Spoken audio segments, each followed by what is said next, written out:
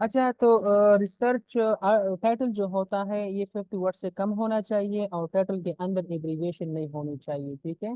तो for example let suppose यहाँ पर मैं एक टाइटल लिख रहा हूँ, haematological changes in typhoid fever. अब इसके ऊपर मैंने रिसर्च करना है और इस टॉपिक के ऊपर मैंने प्रपोजल लिखना है, ठीक है। यहाँ पर मैंने टाइटल लिखा है। अब प्रपोजल लिखने के लिए मेरे पास क्या होना चाहिए, डेटा होनी चाहिए, रिसर्च आर्टिकल्स होनी चाहिए। रिसर्च आर्टिकल्स हम कहाँ से डाउनलोड करते हैं, आप अपने पास नोट करें। रिसर्च आर्टिकल जो है ना हम गूगल स्कॉलर से भी डाउनलोड कर सकते हैं, ठीक है। इसके अलावा जो है ना पबमेड से भी डाउनलोड कर सकते हैं, साई हब से भी डाउनलोड कर सकते हैं, ठीक है। इसके अलावा जो है ना बहुत सारे सोर्सेस है, लाइब्रेरी जेनेसिस से भी कर सकते हैं। इसके अलावा जो है ना पबमेड से कर सकते हैं, DOAJ directory of open access journals, यहाँ से भी हम आर्टिकल डाउनलोड कर सकते हैं, ठीक है। और फिर उससे हम अपना प्रपोजल लिख सकते हैं। तो ये हमारा टॉपिक है। अब इस टॉपिक के लिए मेरे पास रिसर्च पेपर्स का होना बहुत ज्यादा जरूरी है। तो रिसर्च आर्टिकल्स मैं कहाँ से डाउनलोड करूंगा, ये आप देखिए। यहाँ पर मैं जो है ना आता हूँ।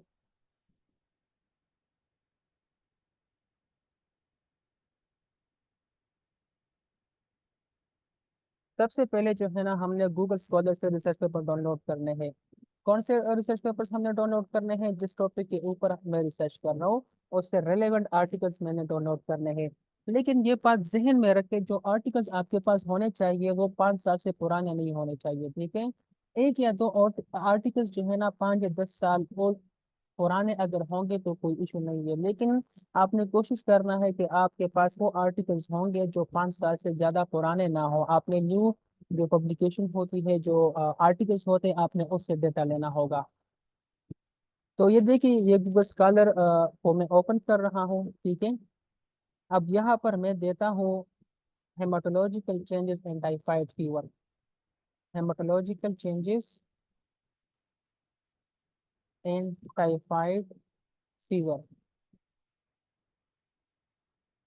अब देखिए कि यहाँ पर जो है ना बहुत सारे रिसर्च पेपर्स वो ओपन हो गए। सबसे पहला जो है ये रिसर्च पेपर है, ये 2009 में पब्लिश हुआ है। तो ये बहुत पुराना रिसर्च पेपर है, तो मैंने इससे कोई भी कंटेंट, कोई भी पैराग्राफ नहीं लेना है, ठीक है। ये दूसरा है changes in some haematological parameters. में इसको ओपन करता हूँ और इसको मैं देखता हूँ कि आया इस रिसर्च पेपर के अंदर ऐसा कोई नॉलेज है जिससे मैं अपना प्रपोजल लिख सकता हूँ कि नहीं। अगर ये मुझे पसंद आता है, लेट सपोज इसमें जो है ना मुझे एक लाइन जो है, एक पैराग्राफ पसंद आया, फॉर एग्जांपल ये पैराग्राफ मुझे पसंद आया और इसको मैंने अपने प्रपोजल में लिखना है, तो मैं क्या करूंगा, इस रिसर्च पेपर को डाउनलोड करूंगा। आप यहाँ पर देख सकते हैं PDF। आप इसके ऊपर क्लिक करेंगे तो यहाँ पर जो है ना ये ओपन हो जाएगा पूरा रिसर्च पेपर, और इस डाउनलोड पे क्लिक करके आप इसको डाउनलोड कर सकोगे, ठीक है। ये ऑटोमेटिकली डाउनलोड हो जाएगा। अब जरूरी चीज क्या है, आपने रिसर्च पेपर्स की नंबरिंग जरूर करनी है। फॉर एग्जाम्पल इस रिसर्च पेपर को मैं 1 से सेव करता हूँ। अब देखिए ये रिसर्च पेपर डाउनलोड हुआ है। अब बात जहन में ये रखे कि मैंने जो है ना टाइटल क्या लिखा है, haematological changes and typhoid fever. आप नीचे आ जाए, टेम्पलेट में नेम ऑफ कैंडिडेट होगा, यहाँ पर आप अपना नाम लिख सकते हो, सुपरवाइजर, ये सब कुछ आप लिख सकते हो। अब मैं रिसर्च कौन सा कर रहा हूँ, टाइफाइड फीवर के ऊपर कर रहा हूँ। तो टाइफाइड फीवर के ऊपर मैंने एक लंबा चौड़ा इंट्रोडक्शन लिखना है। और इस इंट्रोडक्शन को मैंने कहाँ से लिखना है, इसको मैंने लिखना है आर्टिकल से।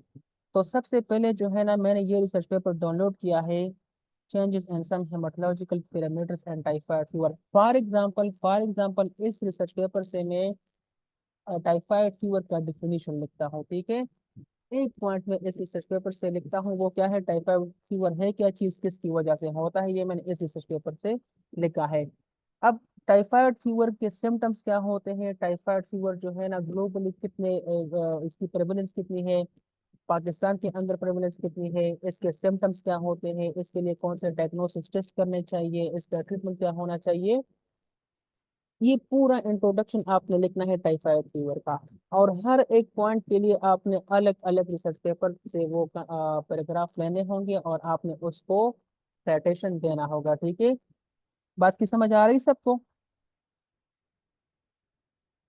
Yes sir. और ऐसा नहीं करते यस। कि आप जबरदस्त। ऐसा नहीं करते कि हम एक ही रिसर्च पेपर से अपना पूरा इंट्रोडक्शन लिखते हैं, नहीं, आपने मल्टीपल रिसर्च पेपर से अपना प्रपोजल, अपना इंट्रोडक्शन लिखना होगा। फॉर एग्जांपल इस पैराग्राफ, इस रिसर्च पेपर से मैंने टाइफाइड फीवर का डिफिनीशन लिखा है, आपने ने दूसरा रिसर्च पेपर डाउनलोड करना है, ठीक है, और उस रिसर्च पेपर से मैंने क्या लिखना है।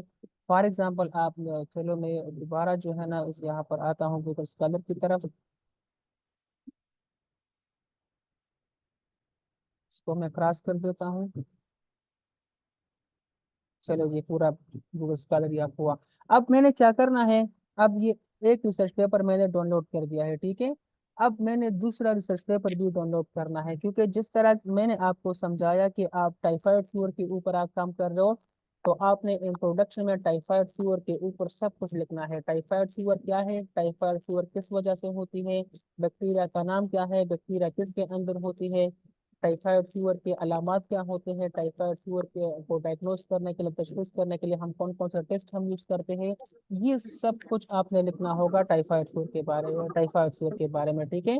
और इस सब के लिए आपने सेपरेट रिसर्च वो डाउनलोड करने होंगे, आर्टिकल्स आपने डाउनलोड करने होंगे, सही है।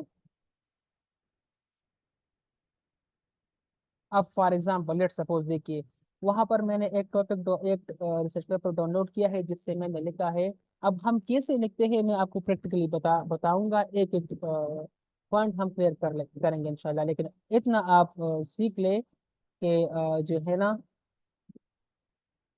हमने रिसर्च पेपर कहाँ से डाउनलोड करने हैं। एक तो हम गूगल स्कॉलर से करते हैं, गूगल स्कॉलर। अब देखिए एक पॉइंट, फॉर एग्जांपल मैंने टाइफाइड फीवर के बारे में लिखा है कि टाइफाइड फीवर एक बुखार होती है जो बैक्टीरिया की वजह से होती है, और बैक्टीरिया का नाम सल्मोनेला टाइफी है। अब मैंने लिखना है सिम्टम्स ऑफ टाइफाइड फीवर, तो आप यहाँ पर सर्च करें,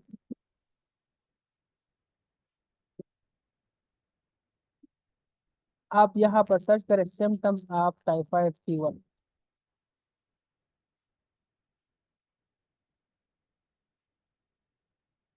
अब देखिए यहाँ पर लिखा है typhoid fever an epidemic with remarkably few clinical sign symptom. आप ये रिसर्च पेपर भी डाउनलोड कर सकते हैं। फॉर एग्जांपल हमने ये रिसर्च पेपर भी डाउनलोड किया है, देखिए ये दूसरा रिसर्च पेपर है, ये तीसरा रिसर्च पेपर है, ठीक है। बहुत सारे रिसर्च पेपर से आपने इसको डाउनलोड करना है और अपने पास सेव करना है। फॉर एग्जांपल हम फर्ज करते हैं मैंने दूसरा रिसर्च पेपर भी डाउनलोड किया है, सिम्टम्स ऑफ टाइफाइड फीवर, इससे भी मैंने एक पॉइंट लिखना है, ठीक है। अब इसके बाद जो है ना मैंने लिखना है, लेट सपोज एपिडेमियोलॉजी ऑफ या prevalence of typhoid fever, prevalence of typhoid fever, ये भी मैंने ओपन किया, देखिए और रिसर्च पेपर इसके ऊपर आ जाएंगे, देख रहे हो। Typhoid fever and children in south Africa, prevalence of typhoid fever among children and semi urban area of Bangladesh. तो कहने का मतलब ये कि इंट्रोडक्शन लिखने के लिए आपके पास 15-20 रिसर्च पेपर्स होने चाहिए। इस इंट्रोडक्शन में जो है ना क्या होना चाहिए, जिस टॉपिक के ऊपर आप रिसर्च कर रहे हो वो क्या चीज़ है। फॉर एग्जांपल टाइफाइड फीवर के ऊपर हम करें, टाइफाइड क्या चीज़ है, एक रिसर्च पेपर इसके लिए। टाइफाइड फीवर जो है ना किस बैक्टीरिया की वजह से होती है, इसके लिए दूसरा रिसर्च पेपर। टाइफाइड फीवर की ट्रांसमिशन किस तरह होती है, तीसरा रिसर्च पेपर। डायग्नोसिस, हर एक के लिए आपने स्पेसिफिक रिसर्च पेपर डाउनलोड करना होगा। यहाँ तक बात की समझ आ गई। जी सर आ गए। Yes sir. जी सर। ठीक है ना, इंट्रोडक्शन लिखने के लिए आपके पास मल्टीपल रिसर्च पेपर्स होने चाहिए। हर एक एक पॉइंट के लिए आपने रिसर्च पेपर डाउनलोड करना होगा। रिसर्च पेपर हम कहाँ से डाउनलोड करते हैं, गूगल स्कॉलर से करते हैं, ठीक है।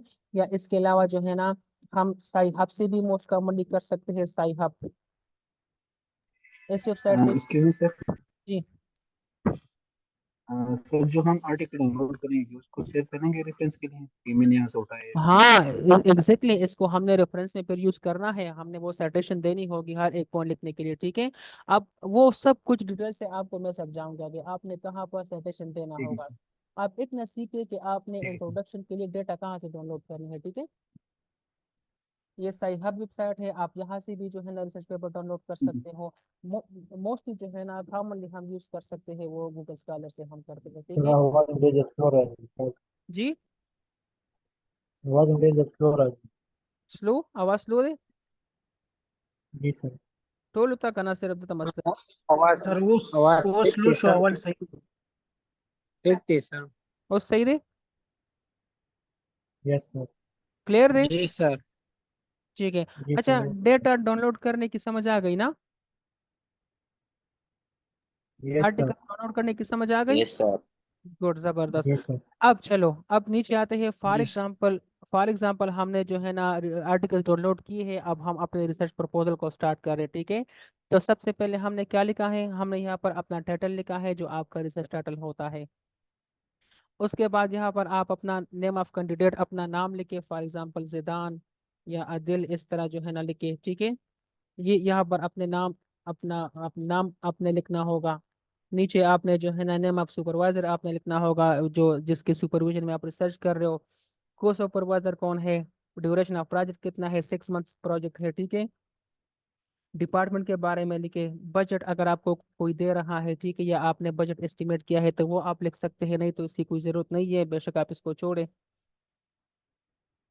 इसके नीचे आपका सिग्नेचर होना चाहिए, आपकी सुपरवाइजर का सिग्नेचर होना चाहिए, और कमेटी जो आईआरसी कमेटी होती है उनका, उनके सिग्नेचर्स होने चाहिए, और हेड ऑफ इंस्टीट्यूट का सिग्नेचर होना चाहिए। यहाँ तक बात की समझ आ गई? अब यहाँ से जो है ना वो तो मतलब ये कि जस्ट फॉर वो इंफॉर्मेशन होता है जहाँ पर हमने पुट करना होता है। सबसे पहले जो है ना हमने क्या लिखना है यहाँ पर, प्रपोजल हमारा यहाँ से स्टार्ट होता है, ठीक है। यहाँ पर हमने अपना प्रपोजल लिखना होगा। सर आवाज क्या जब स्लो शो। ठीक है, यहाँ पर जो है ना, यहाँ पर हमने अपना प्रपोजल लिखना होगा। क्या लिखना होगा? प्रपोजल लिखना होगा, ठीक है। प्रपोजल। प्रपोजल के अंदर एब्रीविएशन नहीं होनी चाहिए, और ये जो है ना 50 वर्ड से कम होना चाहिए। And typhoid fever. प्रपोजल मैंने यहाँ पर लिखा है, ठीक है। सॉरी, टाइटल मैंने यहाँ पर लिखा है। अब जो है ना इंट्रोडक्शन हमने किस तरह लिखना होगा, must include problem statement, background information, rational. ये जो है ना 250-300 वर्ड्स का आपका इंट्रोडक्शन होना चाहिए। जो आपका रिसर्च टॉपिक है आपने उसका पूरा जो है ना एक्सप्लेनेशन देना होगा, आपने इंट्रोडक्शन करना होगा कि ये क्या चीज़ है, कहाँ से ये, मतलब इसकी हिस्ट्री क्या है, किस वजह से होती है, ये सब कुछ आपने लिखना होगा। फॉर एग्जाम्पल लेट सपोज मैं आपको दिखाता हूँ, एक एग्जाम्पल हम लेते हैं।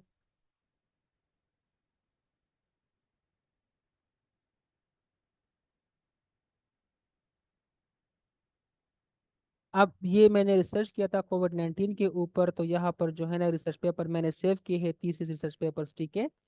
अब देखिए,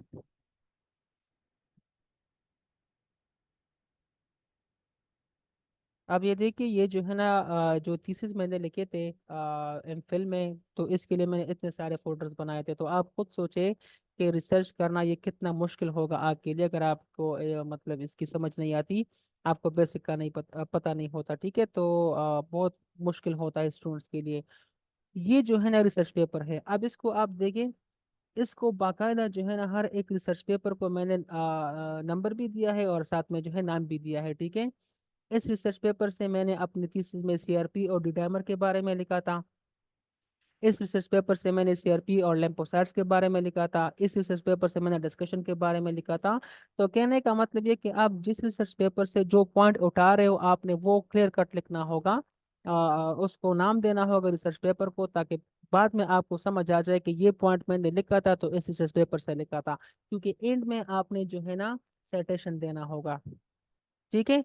फॉर एग्जाम्पल लेट सपोज इस रिसर्च पेपर को मैं ओपन करता हूँ, इसको मैं देखता हूँ, और इससे जो है ना मैं एक पैराग्राफ लेना चाहता हूँ अपने प्रपोजल के लिए, ठीक है। तो वो हमने कैसे लेना होगा, देखिए।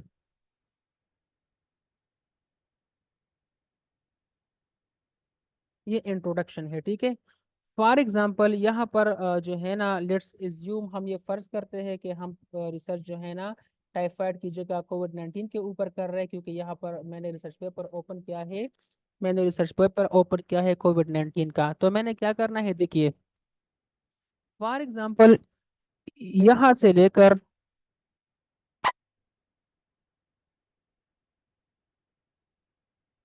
फॉर एग्जाम्पल यहाँ से लेकर यहाँ तक, ये पैराग्राफ मुझे पसंद आता है, इसको मैं अपने प्रपोजल में लिखना चाहता हूँ, तो मैंने इसको कंट्रोल सी करना है, कॉपी करना है, और इसको मैंने इंट्रोडक्शन में यहाँ पर पेस्ट करना है।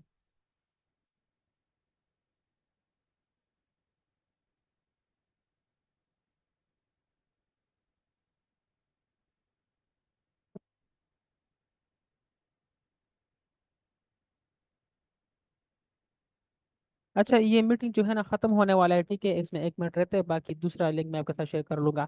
अब देखिए, अब यहाँ पर ये आया है, इस पैराग्राफ को मैं अपने इंट्रोडक्शन में लिखना चाहता हूँ, तो ये बात जहन में रखे, आप डायरेक्ट कॉपी पेस्ट नहीं कर सकते। आपने इस पैराग्राफ को यहाँ पर पेस्ट किया है, आपने इस पैराग्राफ को अपने वर्ड्स में लिखना होगा।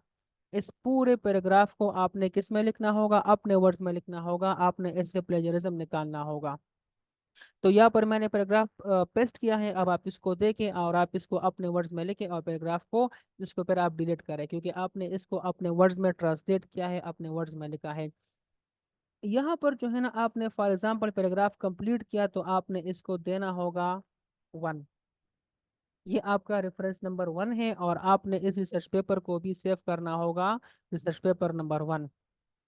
क्योंकि बाद में जब आप वो देते हो, साइटेशन देते हो मेंडेले के ऊपर, एंड नोट्स के ऊपर, तो आपको ये पता होगा कि ये जो, सॉरी, कि ये रिसर्च पेपर, ये पॉइंट मैंने 1 नंबर रिसर्च पेपर से लिया था, ये रिसर्च पेपर यहाँ पर पड़ा हुआ है, और इसको मैंने साइटेशन देना होगा। बात की समझ आ रही कि नहीं सबको? यस सर, आ रहा है। Yes sir. जी सर। वेल डन, जबरदस्त। तो इसका मतलब ये कि आपने हर एक चीज जो है ना रिसर्च पेपर से कॉपी करना होगा, और इसको अपने वर्ड्स में लिखना होगा, और इसको साइटेशन देना होगा।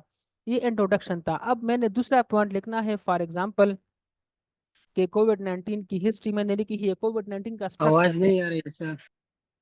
अभी आ रही है?